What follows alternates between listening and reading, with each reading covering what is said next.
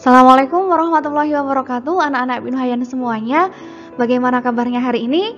Alhamdulillah, luar biasa, Allahu Akbar. Kembali lagi bersama Ustazah Rum. Hari ini kita akan melanjutkan pembelajaran tema 5 kita pada subtema kedua di muatan pelajaran IPA. Nah, kali ini kita akan membahas mengenai rantai makanan. Sebelumnya kita ucap basmalah terlebih dahulu. Bismillahirrahmanirrahim. Suatu hari, ada seekor burung yang sedang memakan biji-bijian di pohon. Dan juga ada seekor macan tutul yang sedang kelaparan. Ketika macan tutul itu lapar, apa yang akan dilakukan? Jika macan tutul itu mati, maka apa yang akan terjadi? Nah, kita akan membahas mengenai rantai makanan tersebut.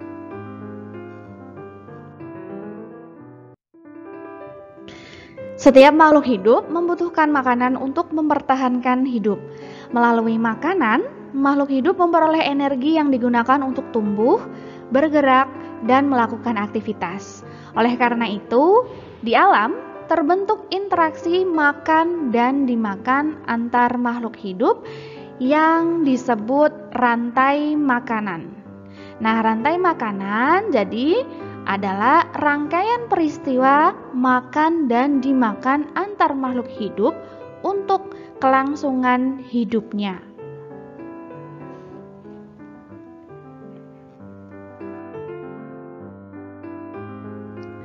Nah, setiap makhluk hidup dalam rantai makanan memiliki peran masing-masing. Secara umum terdapat 3 peran makhluk hidup dalam rantai makanan. Ini ada 3 yang berperan dalam rantai makanan. Yang pertama adalah produsen. Produsen adalah makhluk hidup yang dapat membuat makanan sendiri melalui fotosintesis. Contohnya apa? Dia bisa membuat makanan sendiri melalui fotosintesis. Yang bisa melakukan fotosintesis dan membuat makanan sendiri adalah tumbuhan hijau. Semua tumbuhan hijau merupakan produsen. Jadi produsen itu mampu mengubah energi cahaya matahari menjadi energi kimia yang dibutuhkan oleh tumbuhan. Nah, yang kedua adalah konsumen. Konsumen itu apa? Konsumen itu adalah makhluk hidup yang tidak dapat membuat makanan sendiri. Itu namanya konsumen. Kalau tadi produsen itu bisa membuat makanan sendiri, kalau konsumen ini tidak dapat membuat makanan sendiri. Nah, karena tidak bisa membuat makanan sendiri, maka dia membutuhkan makhluk hidup lain. Contohnya adalah hewan. Nah, hewan itu tidak bisa membuat makanan sendiri, makanya dia butuh makhluk lain. Dalam konsumen sendiri ada 3 tingkatan. Ada konsumen tingkat 1, konsumen tingkat 2, dan konsumen puncak. Atau konsumen tingkat 3 bisa dibilang seperti itu ya. Konsumen tingkat 1 itu adalah kelompok hewan. Kelompok hewan yang memakan tumbuhan. Contohnya itu hewan herbivora. Contohnya seperti apa? Kemarin kita sudah mempelajari hewan herbivora. Contohnya seperti sapi, apalagi kambing, kemudian belalang juga termasuk karena dia makan daun, atau burung-burung yang makan biji-bijian seperti itu termasuk konsumen tingkat 1. Kemudian selanjutnya konsumen tingkat 2 adalah kelompok hewan yang memakan hewan lain berupa hewan karnivor atau omnivor. Contohnya seperti katak, kemudian apalagi ya? Katak itu bisa makan belalang, kemudian bisa jadi ular, seperti itu. Selanjutnya, konsumen puncak itu merupakan kelompok hewan karnivor yang tidak ada pemangsanya. Yang tidak ada pemangsanya lagi, contohnya apa? Contohnya adalah seperti burung elang ataupun singa, seperti itu. Selanjutnya tadi konsumen, yang ketiga adalah pengurai. Pengurai merupakan makhluk hidup yang mengurai sisa-sisa tubuh makhluk hidup lain yang telah mati. Jadi Hewan-hewan pada konsumen puncak tadi misalkan mati seperti itu, mati nggak dimakan, dia akan membusuk dan akan diuraikan oleh pengurai. Jadi pengurai tersebut menghasilkan zat-zat kimia dan nutrisi yang dibutuhkan produsen. Nah, contohnya pengurai itu apa? Cacing, jamur, bakteri yang membuat tubuh hewan tadi menjadi busuk.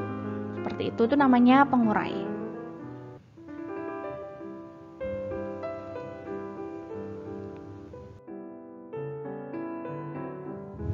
Kemudian perhatikan rantai makanan ekosistem sawah tadi ini. Ini merupakan rantai makanan ekosistem sawah. Nah, gambar ini menunjukkan rantai makanan ekosistem sawah. Dimulai dari produsennya tadi adalah padi. Produsennya padi.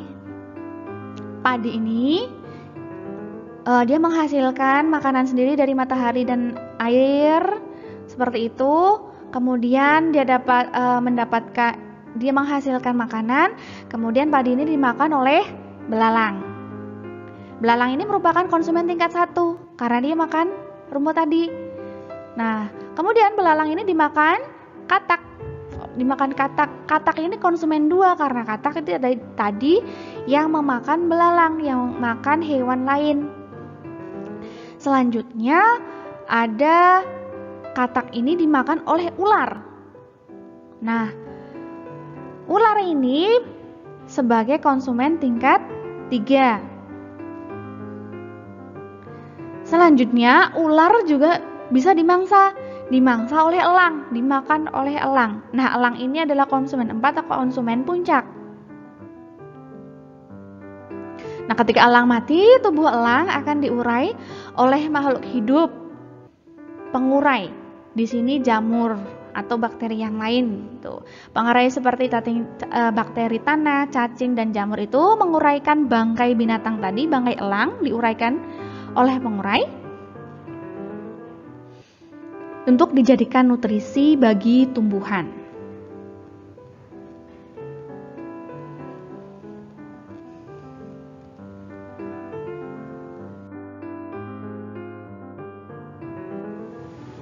Dalam peristiwa makan dan dimakan, terjadi aliran energi.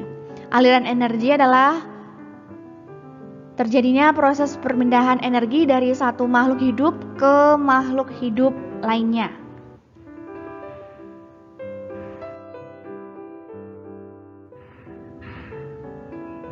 Nah, saat proses memakan, makhluk hidup mendapatkan energi untuk menjaga kelangsungan hidupnya. Energi tersebut kemudian akan berpindah saat makhluk hidup tersebut dimakan oleh makhluk hidup lainnya. Namun, ada juga sebagian energi yang dilepaskan ke lingkungan. Contohnya seperti berikut ini. Jadi, produsen tadi dia menghasilkan energi, ya kan? Menghasilkan makanan kemudian dimakan oleh belalang. Nah, belalang tadi mendapatkan nutrisi yang didapatkan dari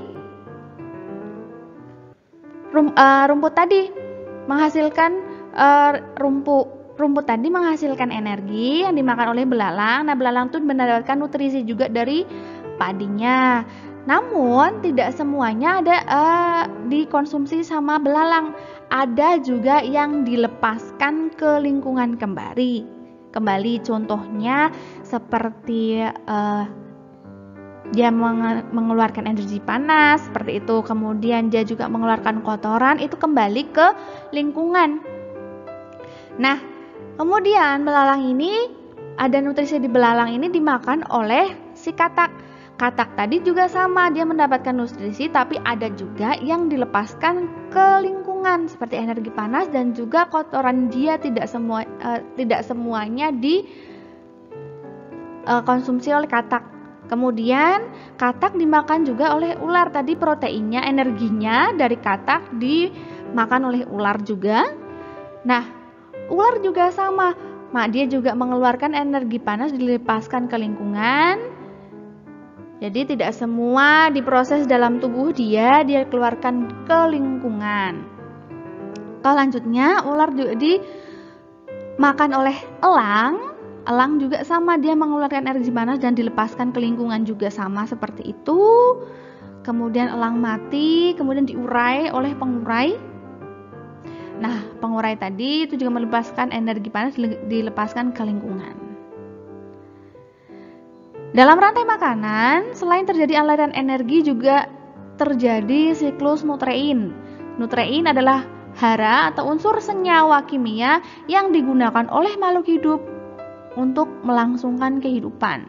Siklus nutrein berpindah dari produsen ke konsumen lalu ke pengurai. Nutrein tidak dilepaskan ke lingkungan namun teralirkan karena peristiwa makan dan dimakan tadi. Peristiwa makan dan dimakan ini namanya rantai makanan.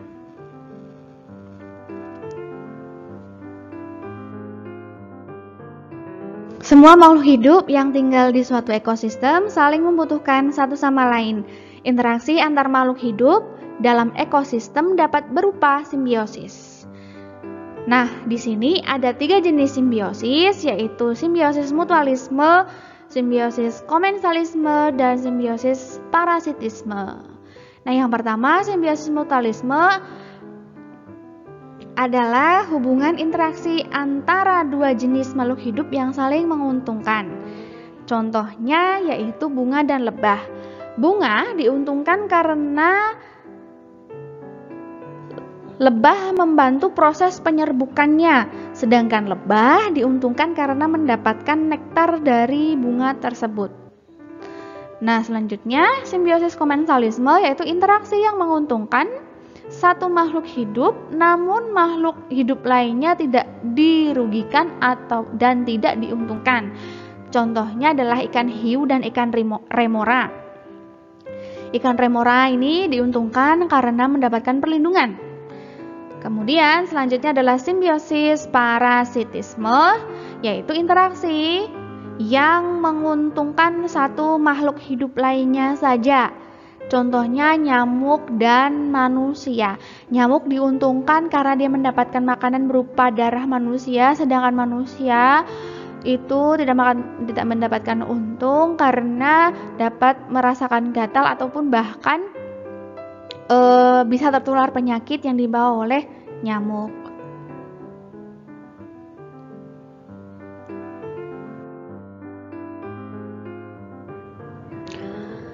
Allah yang memberi rizki untuk semua makhluk di alam semesta ini.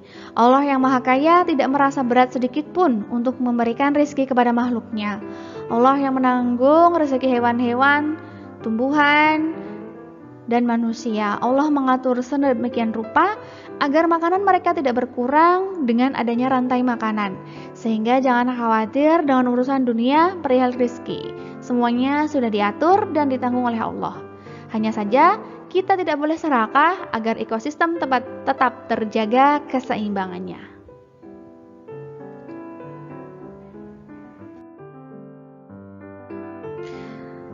Selanjutnya ini ada tugas untuk kalian. Tugasnya apa? Buatlah rantai makanan dari ekosistem yang telah kamu pilih.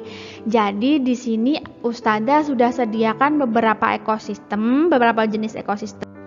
Ada ekosistem laut, sungai, rawa, hutan bakau, hutan hujan, sawah, padang rumput, padang pasir, dan lain-lain. Nah, kalian pilih salah satu saja. Pilih salah satu ekosistem saja.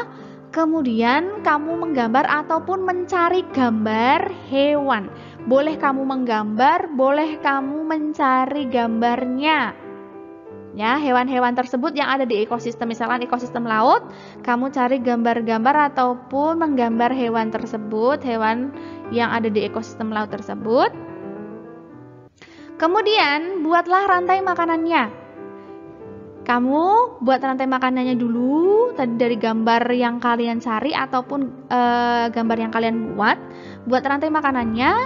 Kemudian berilah keterangan hubungan antar komponen ekosistem tersebut. Dijelaskan di bawahnya.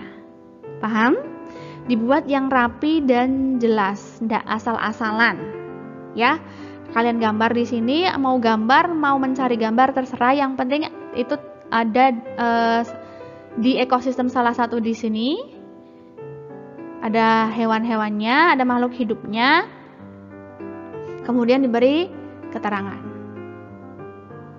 Nah, itu tadi pembelajaran kita kali ini mengenai rantai makanan. Jangan lupa tugasnya dikerjakan ya, yang rapi. Oke, untuk mengakhiri pembelajaran kita kali ini, ucap hamdalah. Alhamdulillahirabbil alamin. Wassalamualaikum warahmatullahi wabarakatuh.